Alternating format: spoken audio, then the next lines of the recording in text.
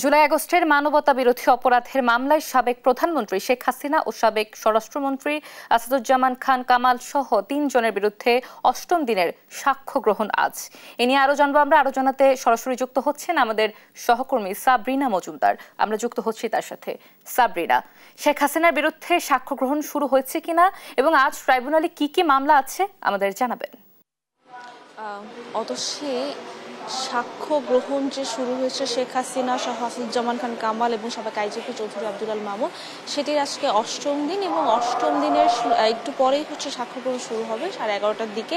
তবে আজকে এই মামলা সেটি জুলাই আগস্টে যে হত্যাযজ্ঞ হয়েছিল সেটির নির্দেশদাতা সাবেক প্রধানমন্ত্রী শেখ হাসিনা এবং তার সাথে যে মন্ত্রীরা যারা ছিলেন তার নির্দেশদাতা তাদের নির্দেশ মেনে কাজ করেছে না, সেগুলোই কিন্তু এই সাক্ষ্য গ্রহণে আমরা প্রতিদিনই নতুন নতুন তথ্য পাচ্ছি যে কিভাবে জুলাই আগস্ট হত্যাযজ্ঞে প্রতিটি এরিয়া ভিত্তিক বা প্রতিটি এলাকা ভিত্তিক কিভাবে জুলাই আগস্ট সংঘটিত হচ্ছে। এখানে বিভিন্ন জুলাই শহীদের যে পরিবার, ভিকটিম এবং সেই সাথে চিকিৎসকরাও এসে কিন্তু সাক্ষ্য গ্রহণে অংশ নিয়েছেন এবং সেখানে তারা জানিয়েছেন যে কি কি মর্মান্তিক হত্যাকাণ্ড বা কি কি ঘটনা তারা তাদের নিজের চোখের সামনে দেখেছেন।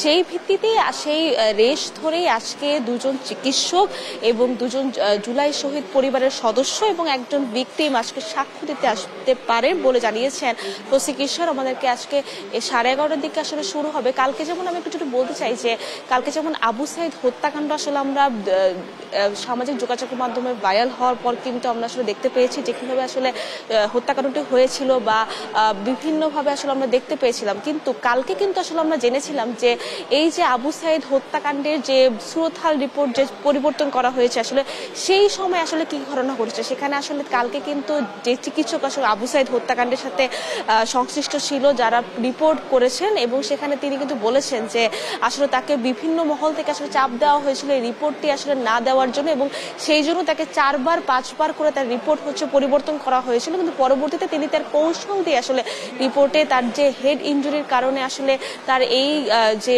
হত্যাকাণ্ডটি হয়নি, সেটি গানের জন্য যে হত্যাকাণ্ডটি হয়েছিল সেটি তিনি বলেছিলেন। এবং সেই সাথে আজকেও আমরা যেহেতু চিকিৎসকরা আসবেন সাক্ষ্য দিতে, আমরা জানতে পারবো যে অন্যান্য হত্যাকাণ্ড কিভাবে সংঘটিত হয়েছিল। তো এখন পর্যন্ত আমরা অপেক্ষায় আছি, এখনো পর্যন্ত সাক্ষ্য গ্রহণ শুরু হয়নি। যখন শুরু হবে তখন আমি আপনার মাধ্যমে জানতে পারবো যে আজকে নতুন নতুন কি কি তথ্য পেয়েছি। তো এই ছিল সর্বশেষ খবর। আন্তর্জাতিক অপরাধ ট্রাইব্যুনাল থেকে অতসী।